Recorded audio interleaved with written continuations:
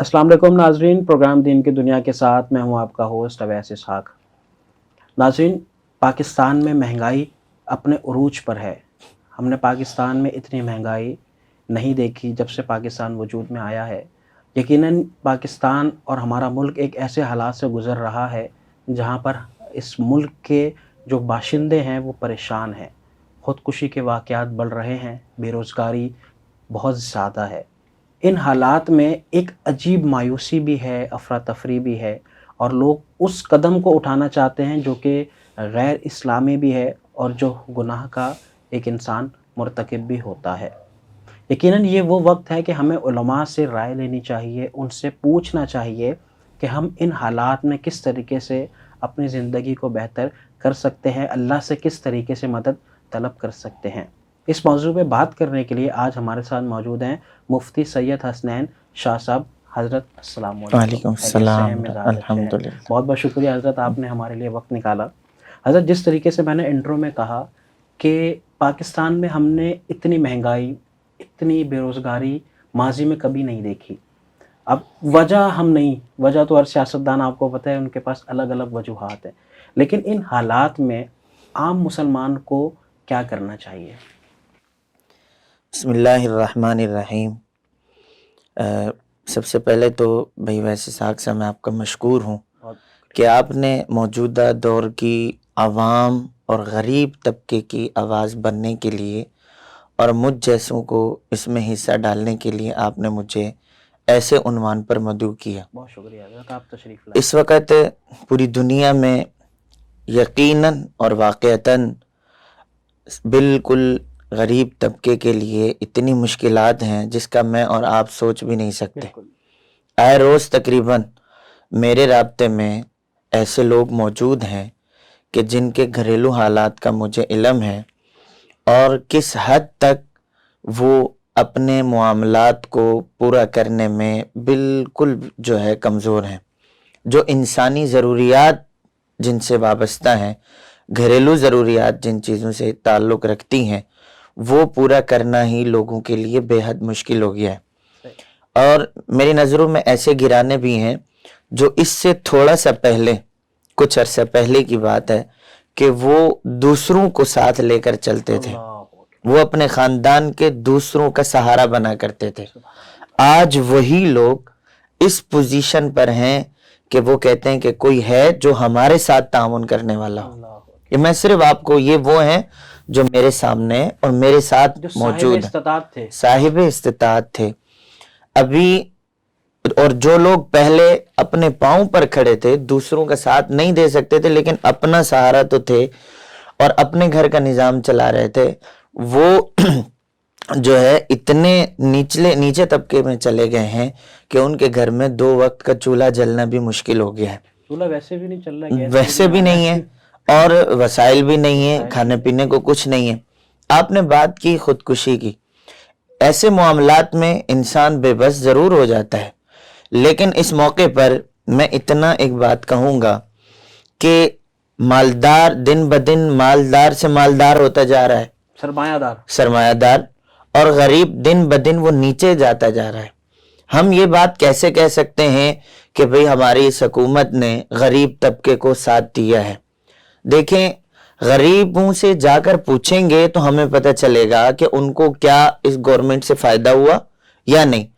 और मैं इस मौके पर एक बात कहूँगा, अगर हुक्मरान अवाम में जाकर और सीरत हज़रत उमर फ़ारूक रज़ी अल्लाह ताला अन्हु को ज़िंदा करें और जाएं, लोगों के घरों के हालात पूछें और लोगों के घरों की ज़िंदगियों को समझें, तो मुझे नहीं लगता कि कोई ऐसा घर मिले जिसकी ज़रूरत पूरी हो, बल्कि वो जाएं और अगर वो अपने आप को अहल समझते हैं कि हम इनको संभाल सकते हैं, हम पाकिस्तानी अवाम की मदद कर सकते हैं, हम उनकी ज़रूरियात पूरा कर सकते हैं, फिर तो करें, नहीं तो अमानत और दियानत का तकाजा ये है कि वो अपनी सीट छोड़ दें और हाथ खड़े कर दें, भाई हम मुल्क को चलाने के अहल नहीं है, ये मुल्क हमसे नहीं चल सकता।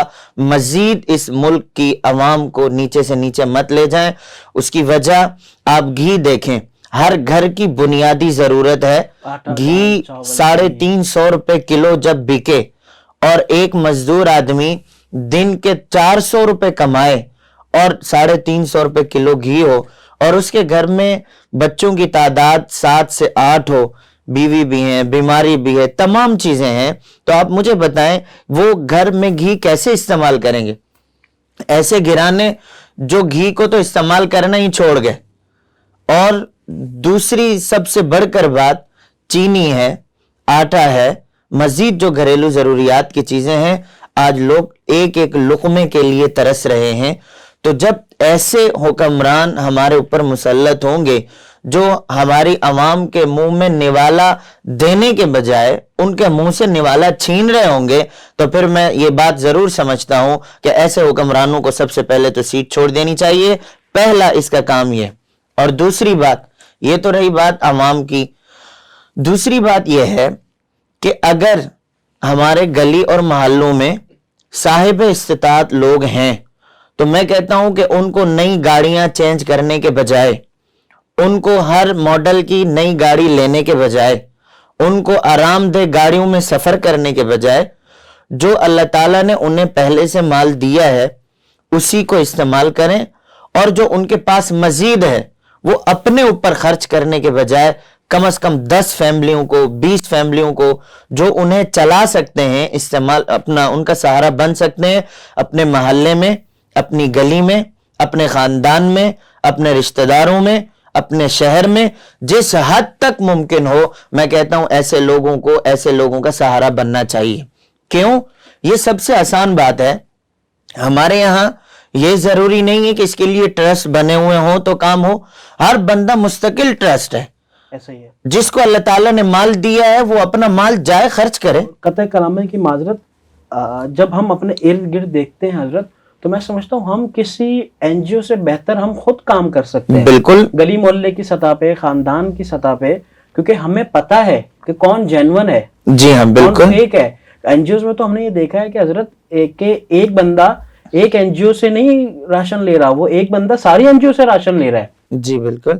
تو دیکھیں اگر صاحب استطاعت لوگ خود اپنے پڑوسیوں کی, اپنے گلی والوں کی اور محلے میں رہنے والوں کی مدد کریں تو ایک حل یہ بھی ہے کہ خودکشی کے واقعات نہیں آئیں گے.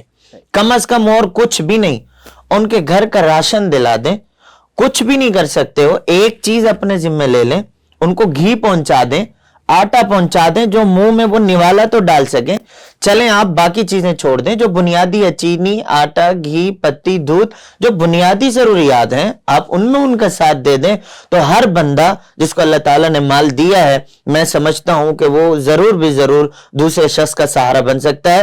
یہ دوسرا کام.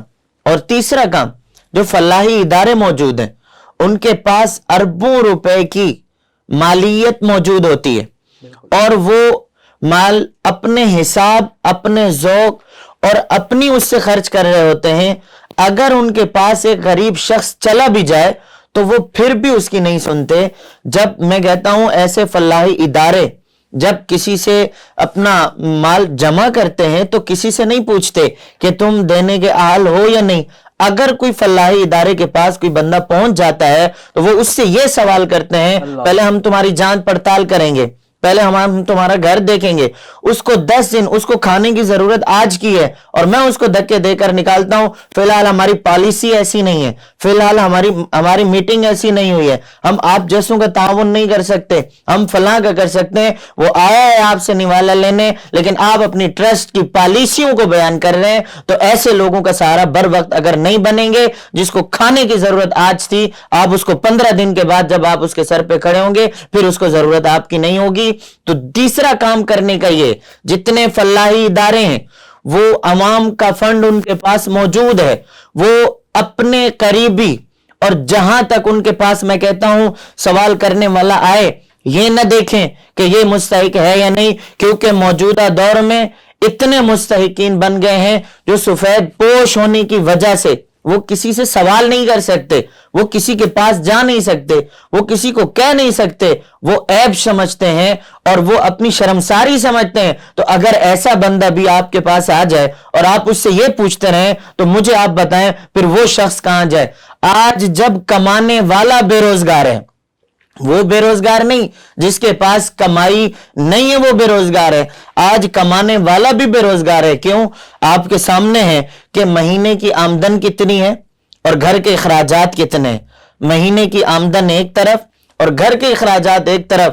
اگر کوئی کرائے پہ رہتا ہے، اس کو مہینے کا رینٹ ادا کرنا ہے، اس کو بجلی کا بل ادا کرنا ہے، اس کو گیس کا بل ادا کرنا ہے، اور بجلی کے بل ایسے ہیں کہ ڈبل سے ڈبل آ رہے ہیں، گیس کے بل ایسے ہیں کہ ڈبل سے ڈبل آ رہے ہیں، تو اگر مہینے میں وہ 15 سے 20 ہزار روپے بھی کماتا ہے تب بھی اس کے لیے کم ہے، کیونکہ آج کے دور میں ایک فیملی کو کم از کم 40 سے 45 ہزار روپے چاہیے موجودہ دور کے حساب سے، وہ اپنا روزگار کمائیں، وہ اپنا روزگار چلائیں، وہ اپنے گھر کو بآسانی گزار سکیں۔ تو میری تیسری جو گزارش ہے، فلاحی ادارے ٹرسٹ والوں سے گزارش ہے کہ اگر ان کے پاس کوئی آتا ہے تو وہ فوری طور پر ان کی مدد کریں تاکہ بر وقت ان کی ضرورت میں ان کا تعاون کیا جا سکے۔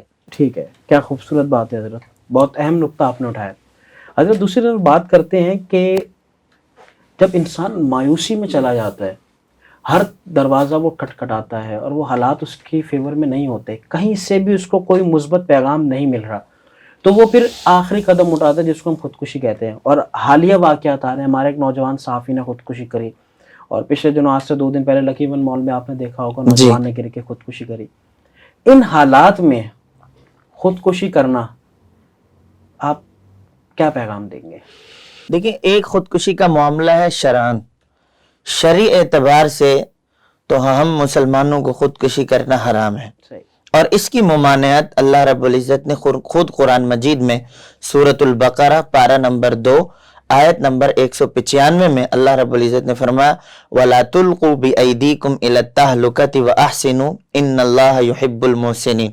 اور پھر اسی طرح سورۃ النساء میں اللہ رب العزت نے فرمایا لَا تَقْتُلُوا أَنفُسَكُمْ إِنَّ اللَّهَ كَانَ بِكُمْ رَحِيمًا وَمَنْ يَفْعَلْ ذَلِكَ عُدْوَانًا وَظُلْمًا فَسَوْفَ نُصْلِيهِ نَارًا۔ ان دونوں آیات کی تفسیر میں پہلی قرآن مجید کی آیت کے تحت امام بغوی رحمۃ اللہ علیہ نے اس کی تفسیر میں فرمایا کہ لا تقتلوا لا تہلکوا بأیدیکم الی التہلکہ، اس سے مراد یہ ہے کہ مسلمان کے لیے خودکشی کرنا حرام ہے۔ اور دوسرا لا تقتلوا انفسکم ان اللہ کان بکم رحیما، امام رازی رحمۃ اللہ علیہ نے اپنی تفسیر میں اس آیت کے تحت فرمایا کہ مسلمان کے لیے خودکشی کرنا اپنے آپ کو قتل کرنا بھی حرام ہے، اور پھر کسی اور کو قتل کرنا تو ویسے بھی حرام ہے۔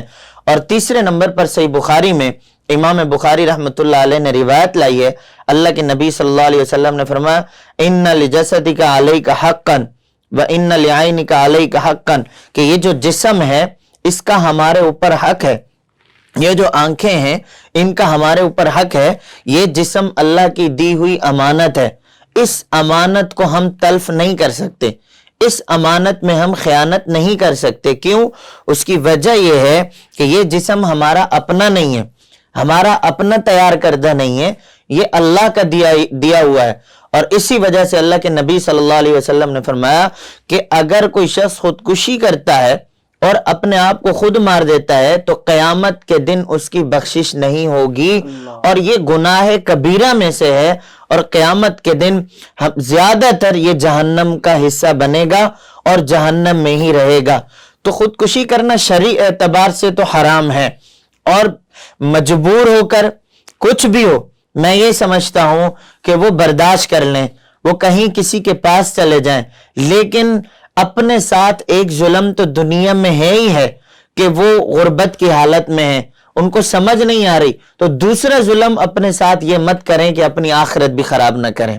کیوں؟ اس کی وجہ یہ ہے کہ دنیا سے تو گئے ہی گئے، لیکن آخرت کا انجام بھی برا ہو تو ایسی موت کا فائدہ کیا ہوا؟ زندگی اور موت دینا یہ اللہ رب العزت کے ہاتھ میں ہے۔ اگر ہم خود اپنے آپ کو موت دینا شروع کر دیں اور اپنے آپ کو خود مارنا شروع کر دیں تو ایک تو اللہ تعالیٰ کے دی ہوئی امانت میں خیانت ہے، اور دوسرا قرآن مجید کی نافرمانی ہے، تیسرا اللہ کے نبی صلی اللہ علیہ وسلم کی احادیث کی روشنی میں اپنے آپ کو مارنا، اس کا ٹھکانہ جہنم ہے۔ تو اس وجہ سے خودکشی سے اپنے آپ کو بچائیں اور اللہ کی طرف رجوع کریں، اللہ سے مانگیں، اللہ سے کے سامنے گڑ گڑائیں، خود بھی اپنے بچوں کو بھی اللہ کے سامنے، تو اللہ رب العزت جب صبر جیسی دولت عطا فرما دیں گے. یہ مشکل حالات ہیں، انشاءاللہ نکل جائیں گے، لیکن ہمیں ایسے حالات میں نہ تو خودکشی کرنے کی اجازت ہے، اور نہ ہی ہمیں ایسے حالات میں اپنے آپ کو سمندر میں جو ہے ڈبونے کی، یا کسی آگ جلانے کی، یا اپنے جسم پر پیٹرول چھڑکنے کی، یا خود کو مارنے کی، یا بچوں کو مارنے کی، یا پنکھے کے ساتھ اپنے آپ کو سولی دینے کی، یا دروازہ بند کر کے کچھ اور کرنے کی. ایسی قسم کی شرعاً اجازت ہم مسلمانوں کو اللہ رب العزت نے دی بھی نہیں. اسی وجہ سے ہم مشکلات تو برداشت کر لیں، لیکن اپنی آخرت کو خراب نہ کریں. بہت بہت شکریہ حضرت. یقیناً آپ نے ان تمام سوالات کے جواب دیے ہیں جو ناظرین اس وقت ہمارے ذہنوں میں چل رہے ہیں، اور ہم نے دیکھا ہے کہ خودکشی کے واقعات بڑھ رہے ہیں، اور جس طرح میں نے انٹرو میں کہا تھا کہ اس وقت ضرورت ہے ہمیں اپنے آپ کو علماء سے جوڑنے کی. یہ ایک نصیحت بھی ہے، اور یہ ایک مشاہدہ بھی ہے، تجربہ بھی ہے کہ جب ہم زندگی میں پریشان ہوتے ہیں تو ہم ہر بندے کے پاس جاتے ہیں، اس سے گلہ کرتے ہیں، شکوہ کرتے ہیں، اپنے دل کا حال احوال سناتے ہیں، لیکن ہم علماء کے پاس نہیں جاتے، کیونکہ علماء ہمیں وہ بات بتاتے ہیں جو قرآن اور حدیث کی روشنی میں ہوتی ہے، اور ہمیں صحیح طریقے سے گائیڈ کرتے ہیں. یہ پہلی چیز. دوسری چیز یہ ہے کہ علماء جب کسی کے لیے، ایک عالم دین اللہ کے لیے، اللہ کے ہاں کسی کے لیے اپنے ہاتھ اٹھاتا ہے تو یقیناً اللہ تعالیٰ اس بندے کی مشکلات میں کمی لے کے آتے ہیں. تو کوشش کریں کہ اگر ہماری زندگی میں کوئی پریشانی ہے تو ہم کسی عالم دین سے بات کریں، اس کی صحبت میں جائیں، بیٹھیں. تو مجھے امید ہے کہ انشاءاللہ ہمارے تمام مسائل حل ہو جائیں گے. ناظرین، اسی کے ساتھ اپنے میزبان اویس صاحب کو دیجیے اجازت. انشاءاللہ آپ سے ملاقات ہوتی ہے نیکسٹ ویک. اللہ حافظ.